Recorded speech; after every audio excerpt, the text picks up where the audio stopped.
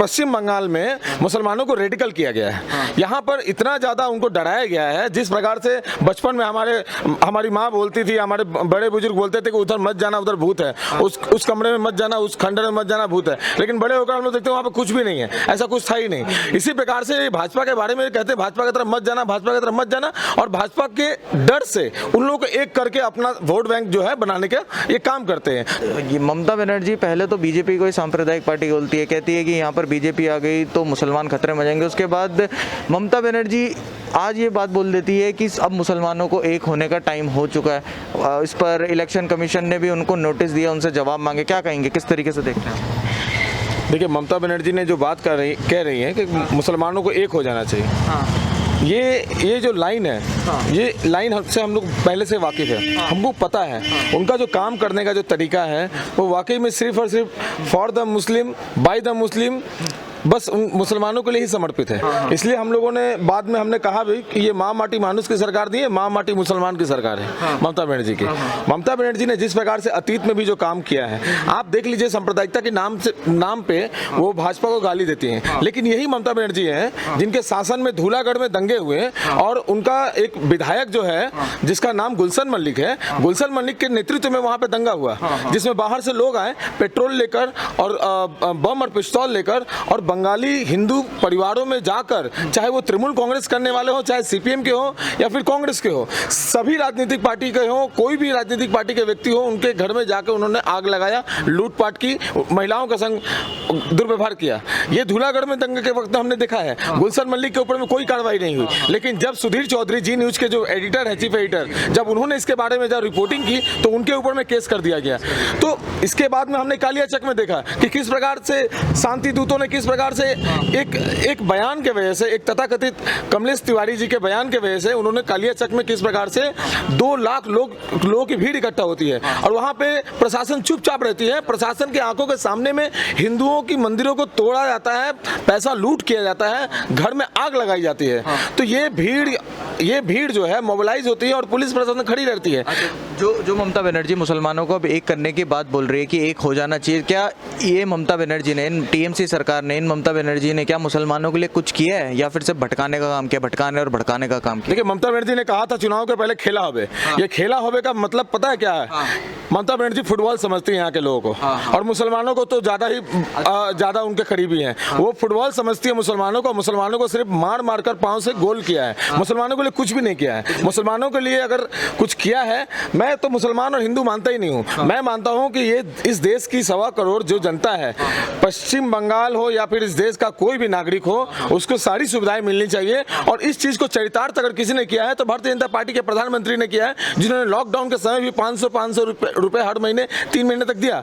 उन्होंने जो उज्ज्वला योजना में 3 महीने तक गैस फ्री में दिया, 8 करोड़ परिवारों को गैस दिया। उन्होंने तो हिंदू मुसलमान देखकर नहीं दिया। उन्होंने जब काम किया तब उन्होंने काम करते वक्त कोई भी हिंदू कोई भी मुसलमान नहीं देखा। जब उन्होंने कृषक निधि दिया, किसान निधि दिया, तो उन्होंने सभी किसानों को दिया। ममता बनर्जी कहती है सांप्रदायिकता फैलाने का इनका जो बयान है, इसके पहले भी हमने देखा है। हाथरस की घटना के वक्त में, हाथरस में क्या हुआ था? हाथरस की घटना के वक्त में ममता बनर्जी ने कहा था कि यहाँ पे छोटे जात और बड़े जात की बात उठाई थी। तो क्या जातिवाद तक जो सूचक बातें हैं, तो क्या ये जातिवाद फैलाना क्या सांप्रदायिकता के अंदर में नहीं आती है? मैंने इसके पहले भी कहा था कि ये इनके ऊपर में, इनके हर बयान के ऊपर अगर कार्रवाई होनी शुरू हो जाए तो ममता बनर्जी को हो सकता है कि कोर्ट के चक्कर काटने पड़े हर बयान के वजह से। सर, क्या अब मुसलमान ममता बनर्जी की बातों में आएगा? देखिए, मुसलमान जो है, मुसलमान को भटकाया जा रहा है। उनको भड़काया जा रहा है, उनको एक टूल्स के हिसाब से इस्तेमाल किया जा रहा है। विशेषकर पश्चिम बंगाल में मुसलमानों को रेडिकल किया गया है। यहाँ पर इतना ज़्यादा उनको डराया गया है, जिस प्रकार से बचपन में हमारी माँ बोलती थी, हमारे बड़े बुजुर्ग बोलते थे कि उधर मत जाना, उधर भूत है, उस कमरे में मत जाना, उस खंडर में मत जाना, भूत है। लेकिन बड़े होकर हम लोग देखते हैं वहाँ पर कुछ भी नहीं है, ऐसा कुछ था ही नहीं। इसी प्रकार से भाजपा के बारे में कहते हैं भाजपा की तरफ मत जाना, भाजपा की तरफ मत जाना, और भाजपा के डर से उन लोगों को एक करके अपना वोट बैंक जो है बनाने का ये काम करते हैं। तो मुसलमान जो है बहुत हद तक अब तो थोड़ा थोड़ा तो यहाँ पे डिवीजन हो रहा है, हम लोग देख पा रहे हैं। जिस प्रकार से अब्बास सिद्दीकी, जिस प्रकार से ISF जो कर रही है, फाइट कर रही है, हम देख के मुसलमान भी वोट बढ़ रहे हैं, मुसलमान भी एजुकेटेड हो रहे हैं, लेकिन ज़्यादातर जो संख्या है वो संख्या अभी भी ममता बनर्जी के साथ है और उनके भटकावे में भटक रहे हैं। भटकावे में भटक रहे हैं। अच्छा सर, बाहरी भी बोला गया था अभी ममता बनर्जी द्वारा, बारी बारी बोल रही हैं जब से मोदी जी यहाँ पर आए, कह रहे गुजराती गुंडा यहाँ पर नहीं आने दूंगी, और उसके बाद यहाँ पर बिहार और यूपी के लोगों को बीजेपी का गुंडा बताया जा रहा है। कह रहे हैं कि बीजेपी के गुंडे आ गए यहाँ पर, यूपी और बिहार के लोगों को गुंडा भी बोला जा रहा है। क्या कहेंगे आप इसमें? देखिए सर, हम जिस पश्चिम बंगाल में हैं, ये पश्चिम बंगाल डॉक्टर श्यामा प्रसाद मुखर्जी की जन्मभूमि है। आज एक राजनीतिक पार्टी है, जो राजनीतिक पार्टी विश्व की सबसे बड़ी राजनीतिक पार्टी है, उसका नाम है भारतीय जनता पार्टी। उस भारतीय जनता पार्टी के संस्थापक का नाम था डॉक्टर श्यामा प्रसाद मुखर्जी, जो राजनीतिक पार्टी पूरे विश्व में सबसे बड़ी राजनीतिक पार्टी है। आज उन्होंने बंगाल को हिंदुस्तान में रहने के लिए लड़ाई की। आज बांग्लादेश और पाकिस्तान हो गया होता अगर ये कलकत्ता के लिए वो नहीं लड़े होते, डॉक्टर श्यामा प्रसाद मुखर्जी। आज अगर कश्मीर के लिए उन्होंने अपनी जान नहीं दी होती तो आज कश्मीर जो है इस प्रकार से आज़ाद नहीं होता। कश्मीर उन्होंने, हमारे नेता ने, हमारे इसी बंगाल की मिट्टी में जन्मे हमारे बंगाल के लाल शेरा बंगाली भारत केसरी डॉक्टर श्यामा प्रसाद मुखर्जी ने इस देश की अखंडता को बचाने के लिए अपने जान दी, और आज उन्हीं की जन्मभूमि से एक चीफ मिनिस्टर, मुख्यमंत्री इस प्रकार का बयान देती है। ये बहुत ही शर्मनाक है, बहुत ही निराशाजनक है। लोग समझते हैं इस बंगाल के लोग पढ़े लिखे हैं, एजुकेटेड हैं, इसीलिए कहा जाता है कि what Bengal think today, India think tomorrow, world think tomorrow. Bengal के लोगों का चिंतन, सोच समझ बहुत अच्छा है, लोग समझ रहे हैं, जान रहे हैं। ये बाहरी जो है, ये शब्द जो है उनके लिए, उनके ऊपर ही जो है, उनके विरुद्ध ही जाएगा। अच्छा, ये मेरा मानना है। अच्छा, मोदी जी को गुजराती गुंडा बोल दिया, नाम नहीं लिया यहाँ पर, लेकिन कह रहे गुजराती गुंडे को यहाँ पर नहीं घुसने देंगे। मेरी बहुत सख्त आपत्ति है। ये लोग जिस प्रकार से प्रदेश का नाम लेकर जिस प्रकार से कर रहे हैं, देखिए गुजरात एक हमारे देश का राज्य है। बंगाल या गुजरात या दिल्ली या राजस्थान इस तरह से नाम लेकर लोगों को मतलब इस तरह से छोटा करना, ये मैंने आपको अभी थोड़ी देर पहले बताया कि इनके हर शब्द पर अगर कार्रवाई होनी शुरू हो जाए तो शायद इनको नोटिस पर नोटिस कोर्ट के मिलने और इनको चक्कर काटने पड़े। अच्छा, गलत है। अच्छा, आजकल हम देख रहे हैं मोदी जी दीदी और दीदी कहकर ममता बनर्जी को बुला रही है, लेकिन ममता बनर्जी को जिस प्रकार से जय श्री राम से तकलीफ थी, जय श्री राम के नारे से तकलीफ थी, उसी प्रकार की तकलीफ अब भी होने लगी है दीदी और दीदी कहने से, दीदी बोलने से तकलीफ हो रही है। कह रहे मुझे दीदी मत बोलो। क्या कहेंगे इस पर? देखिए, उनका विनाश काल है विपरीत बुद्धि। जब इंसान का विनाश काल जब आ जाता है सामने, तो आप उनको अगर शक्कर भी खिलाएंगे तो भी उनको कड़वा लगेगा। तो उनकी बुद्धि भ्रष्ट हो चुकी है, सोचने समझने की सारी मनोस्थिति खत्म है। आपने देखा होगा कि 2014 में इसी ममता बनर्जी ने क्या कहा था प्रधानमंत्री के बारे में। उन्होंने कहा था कि प्रधानमंत्री को सड़क पर कमर में रस्सी बांधकर कलकत्ता की सड़कों पर घुमाएंगे। तो ये बयान उस वक्त में हमने देखा था, तभी भी हमारे प्रधानमंत्री ने कहा था, इसी हावड़ा में उन्होंने जब गुलमोहर मार्ट में आए थे तो वहाँ पे उन्होंने बयान दिया था कि दीदी आपको इतने खर्च करने की ज़रूरत नहीं है, आप बता दो कहाँ आना है, मैं आपकी जेल में चला आऊँगा, आपको रस्सी खरीदने की ज़रूरत नहीं है। फिर उसमें भी धांधली होगी, फिर उसमें भी टेंडर आएगा। तो उन्होंने उस वक्त भी दीदी करके उन्होंने कहा था। तो हम जिस राजनीतिक पार्टी से हैं, भारतीय जनता पार्टी जो है एक बहुत ही संस्कारी पार्टी है। हमारे नेता इस देश के में महिलाओं का सम्मान करते हैं, पद का सम्मान करते हैं, और हम किसी भी व्यक्ति के बारे में गलत शब्द इस्तेमाल नहीं करते। हम दीदी बोलते हैं, हम सम्मानित करके बात करते हैं। दुश्मन हो सकते हैं, विरोधी दल हो सकते हैं, लेकिन भाषा की मर्यादा हम नहीं तोड़ते। यहाँ पर एक आम इंसान परेशान क्यों है, दुखी क्यों है, रोता क्यों है यहाँ पर एक आम? सबसे बेसिक चीज़ है कि आपको पढ़ाई, स्वास्थ्य और नौकरी, जब सिंगूर से टाटा कंपनी को गर्दन में हाथ लगाकर भगा दिया जाएगा, तो आप बताइए भाई साहब कि इस हिंदुस्तान की कौन सी वो कंपनी होगी, कौन सा वो निवेशक होगा जो आके यहाँ पर निवेश करेगा?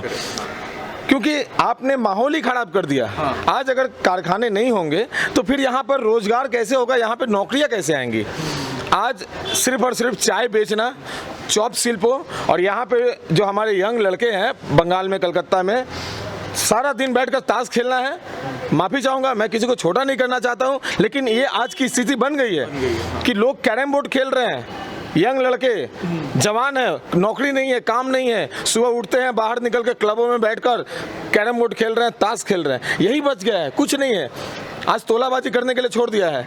आज तृणमूल कांग्रेस के कार्यकर्ताओं को भी अगर नौकरी मिल जाए तो भी हम बोलेंगे नहीं चलो खुश हो गए, लेकिन तृणमूल कांग्रेस करने वालों को भी नौकरी नहीं है। उन लोगों को बोलते जाओ प्रमोटिंग करो, इससे पैसा ले लो, इससे पैसा ले लो, तोलाबाजी करो, कैरम बोर्ड खेलो, ताश खेलो, मारपीट करो, शराब पियो, यही सब माहौल है। शिक्षा का अगर देखें तो शिक्षा का मान इतना ज़्यादा घट गया है यहाँ पर कि आज के डेट में यहाँ पर कोई भी अच्छी फैसिलिटीज़ नहीं है। जो लोगों को पढ़ना होता है बेंगलोर जाते हैं, दिल्ली जाते हैं, यहाँ तक कि पटना जाना पड़ रहा है, लेकिन बंगाल में आज पढ़ाई की स्थिति बहुत खराब है।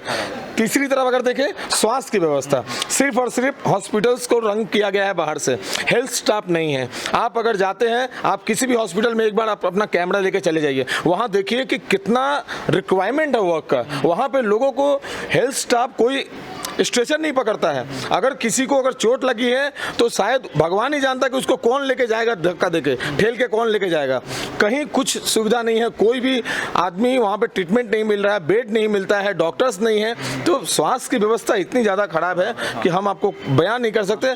ये बस बंगाल में बुनियादी सुविधाएं यहाँ पर खत्म है, कुछ भी नहीं है। अच्छा, क्या लगता है यहाँ पर जब परिवर्तन होगा, क्या परिवर्तन होगा यहाँ पर? और अगर हो जाता है तो क्या यहाँ पर जितनी भी समस्याएं हैं वो खत्म हो पाएंगी, रोजगार की, शिक्षा की और स्वास्थ्य की? देखिए 44 सालों में पश्चिम बंगाल ने सिर्फ विरोधिता ही किया। इस राज्य ने विरोध नहीं किया, लेकिन इस राज्य में जो भी राजनीतिक पार्टियां आई उन्होंने दिल्ली के संग विरोध किया, सिर्फ विरोध किया। अब आप बताइए, जो राज्य 44 साल से बैठा हुआ हो धरना पे और विरोध कर रहा हो, उसको क्या सुविधाएं मिल सकती हैं? लेकिन आज अगर ये मौका है कि भाजपा एक तरफ केंद्र में है और दूसरी तरफ बंगाल में, पश्चिम बंगाल में भाजपा सरकार बनाने जा रही है। अगर सरकार बन गई, मैं आपको वादा कर रहा हूँ कि सारी समस्याएं समाधान तो नहीं हो पाएंगी, लेकिन समस्या का समाधान होना शुरू हो जाएगा और वक्त लगेगा इसको समाधान करने में, लेकिन हम समाधान की ओर बढ़ेंगे और जितना होगा उतनी तेजी से बढ़ेंगे और होगा भी। प्रधानमंत्री के ऊपर भरोसा है हमें। हाँ जी, चलिए, बहुत बहुत शुक्रिया सर हमारे साथ जुड़ने के लिए। तो ये थे हमारे साथ सूरज कुमार सिंह, जिन्होंने बात करी बंगाल की। क्या अगर राजनीतिक परिवर्तन यहाँ पर हो जाता है तो जिस तरीके से सर ने बोला कि शिक्षा, स्वास्थ्य और रोजगार की बहुत बड़ी समस्याएं हैं, तो वो सारी सॉल्व होनी शुरू हो जाएंगी। अगर आपको हमारी ये वीडियो पसंद आई, इस वीडियो को लाइक करें, ज़्यादा से ज़्यादा शेयर करें, कमेंट करके अपने व्यूज़ ज़रूर बताएं और हमारे चैनल को सब्सक्राइब करें। धन्यवाद।